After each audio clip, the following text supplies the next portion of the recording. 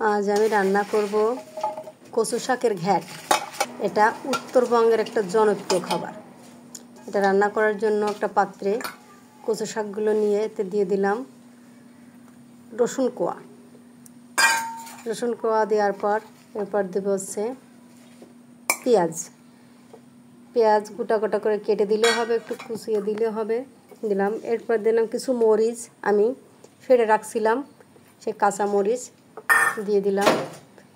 দিয়ে দুটো আলু ছোট ছোট করে কেটে এর ভিতরে অ্যাড করে দিলাম যাতে স্বাদটা আরও বেশি ভালো হয়। এর সাথে দিয়ে দিলাম কিছু মুসুরির ডাল।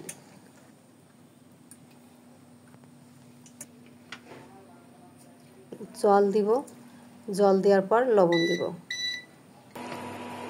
দিয়ে দিলাম। দিয়ে এবার ঢাকনা দিয়ে ঢেকে ভালো করে সিদ্ধ করব। ভালো করে সিদ্ধ হওয়ার পর এটাকে কষিয়ে করব। যেহেতু কচু শাকের ঘ্যাট, দেখেন আমি সিদ্ধ করে এবার ঘাটা শুরু করলাম। হলুদ দিয়ে এখন সুন্দর ঘুটলাম। কচু শাক আসলে আমার জমির কচু শাক আমি কিনে আনছিলাম সকালে। দেখেন ঘেটে একদম মিহি করে দিছি, মিহি হয়ে গেছে, একদম সুন্দর মিহি হয়েছে। মিহি হলে কী হয় কি স্বাদটা বেশি হয়। এবার আমি কড়াইতে দিয়ে দিলাম সরিষার তেল। দেওয়ার পরে দুটো শুকনো মরিচ ফোড়ন দিলাম। দিলাম রাঁধুনি হচ্ছে এর প্রধান উপকরণ। এরপর দিলাম কিছু পেঁয়াজ কুচি দিয়ে সুন্দর করে বাদামি করে ভেজে নেব।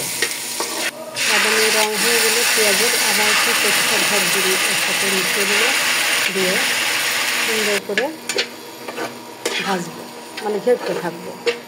কারণ এতে দেখেন একটু জল আছে, জল শুকাতে হবে।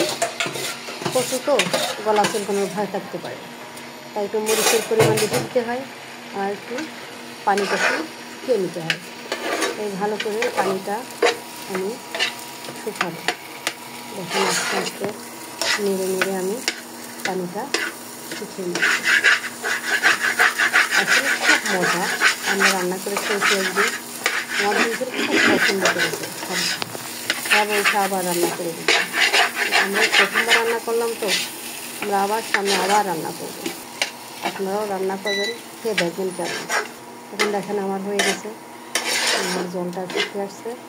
এবার আমি এটা একটা পাত্রে নামিয়ে নেব।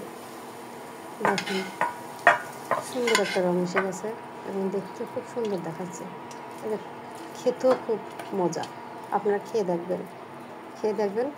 সবাইকে ধন্যবাদ।